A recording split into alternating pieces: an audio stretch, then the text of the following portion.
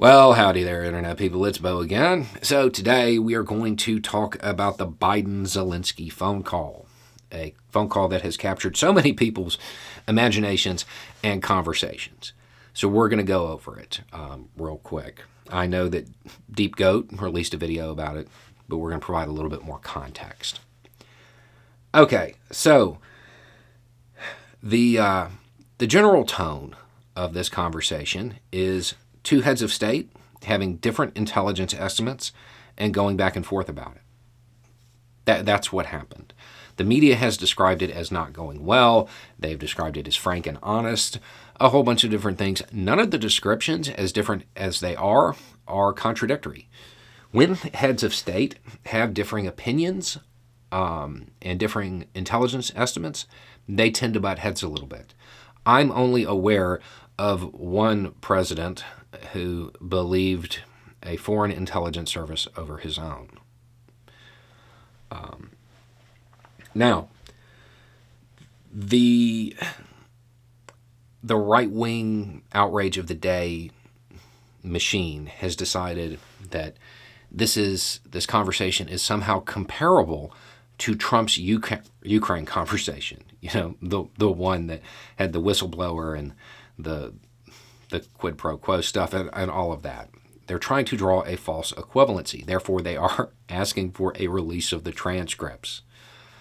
The only thing in this conversation that has been reported that wasn't already public is the actual intelligence estimates. They're portraying it as some kind of bombshell.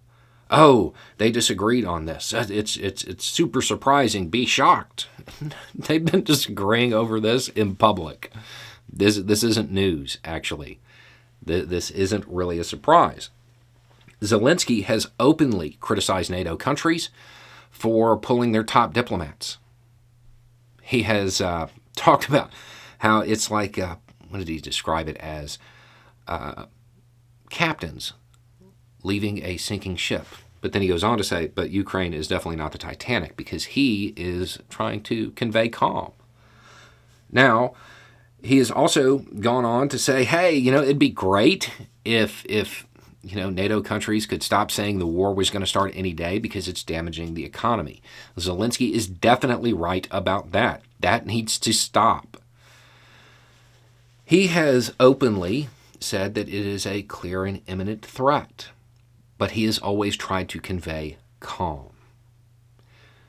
What has happened is that the right-wing media machine has conditioned people so much and gotten them so accustomed to being motivated by fear that the right-wing audience doesn't know what real leadership looks like anymore. The reality of the situation is that Zelensky is the head of state of a country that has 100,000 troops poised on its border. Its military has zero chance of stopping them. None. If the Russians move in, they're going to move in. All they can do is make it costly. They can't actually stop it. Zelensky knows this. If he didn't believe it was an imminent threat, if it was a clear threat, a constant threat, all words that he's used in public, he probably wouldn't have said those things, and he definitely wouldn't be training the civilian populace to mount a resistance. There's not actually debate over the severity of the threat. There is debate over whether or not it should be portrayed that way publicly. Zelensky is out there saying, hey, be prepared, but don't panic. Keep calm and carry on. That's what he's doing. In this entire fiasco that's gone on over there, Zelensky has displayed more leadership than all of the other world leaders combined.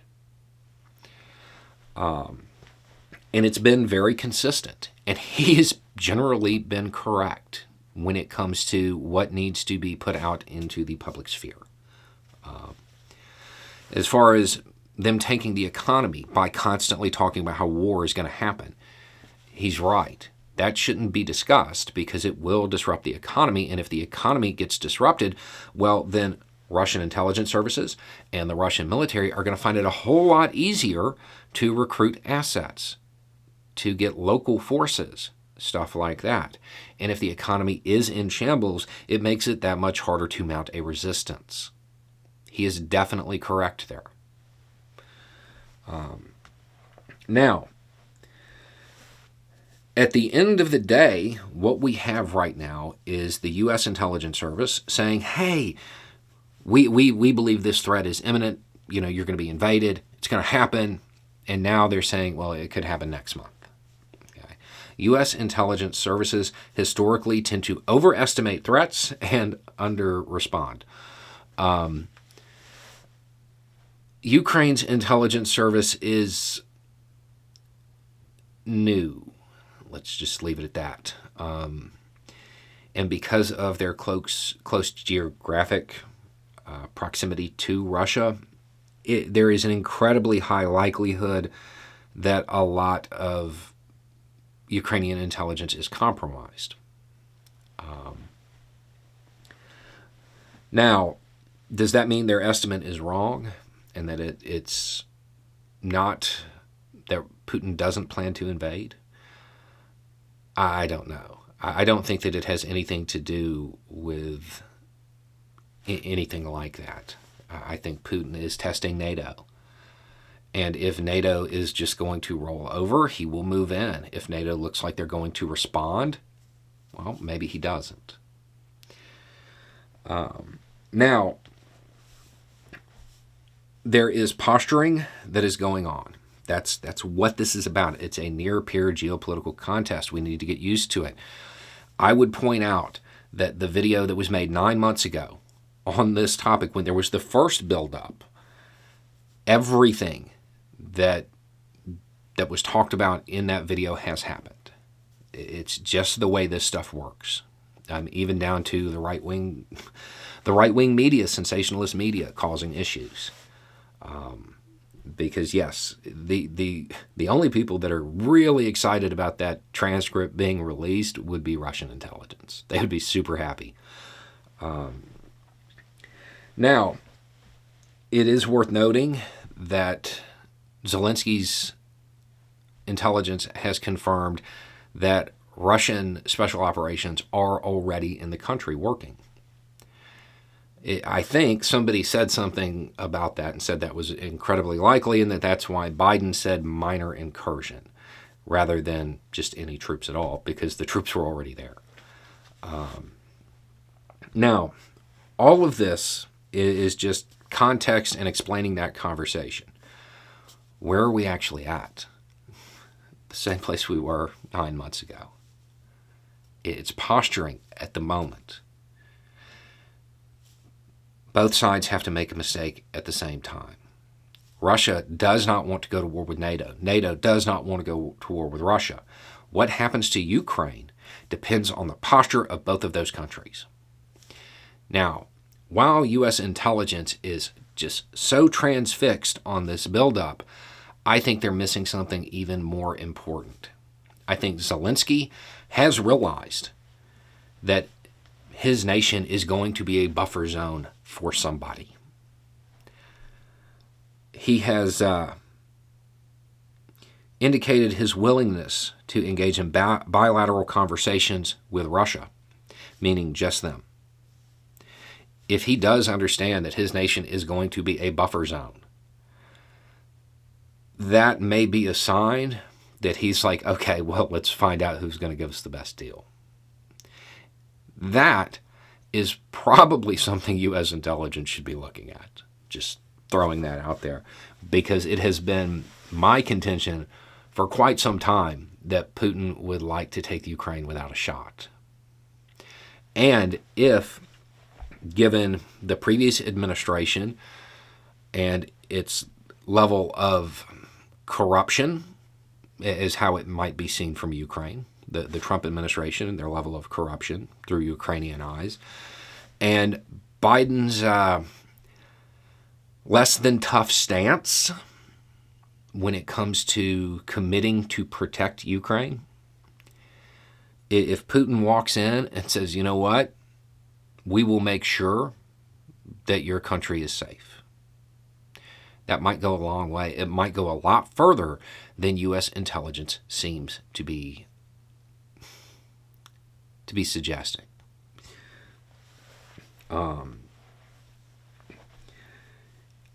I don't know that, but that statement about bilateral talks coming out during a period when NATO is less than unified,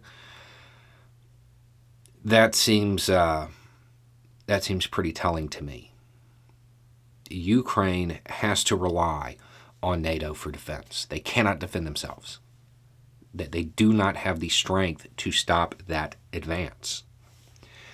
NATO has been in the position of having to talk about how, there's a possible invasion to try to manufacture consent to send in special operations and what they're, I guess, now calling lethal aid. But the assistance that NATO has granted, it is not enough. That also will not stop Russia. It will take commitment of NATO forces to stop the Russian advance. NATO doesn't want that. And Russia doesn't actually want to fight a NATO response. This is why posturing is so important. And this is why, as discussed 9 months ago, that type of sensationalized coverage is really, really bad. It has real-world implications. And they're not good ones. A lot of people's quest for ratings may quite literally shift the balance of power in Europe. And given Zelensky's pragmatic approach throughout all of this, and his leadership and his primary concern really does seem to be the welfare of the Ukrainian people. I mean, he's a politician, you know what I'm saying. Definitely has faults, but in this case and in this instance, his concern has been about his country and keeping it safe. He wants to become part of the Western European bloc. That's his preference. But I don't know how much his preference is going to matter if NATO seems incapable of keeping his country safe, especially if Putin extends a hand right now.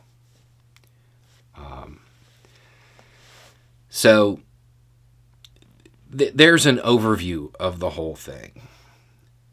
No, the transcripts do not need to be released. There's nothing in it that's surprising. It's only surprising to people who don't actually follow foreign policy and only look at the headlines and only look at sensationalist commentators. None of it is surprising. The discrepancy and the debate between Biden and Zelensky, this isn't new. It's not just in this conversation. That's a manufactured attempt by Republicans to draw a false equivalency. That's all it is. And I honestly, any politician who tweeted from their verified account that should happen, I honestly think they should lose their security clearance. I don't believe that they should be allowed to see anything, even remotely classified, because that shows that they have no clue how to handle it. Anyway, it's just a thought. Y'all have a good day.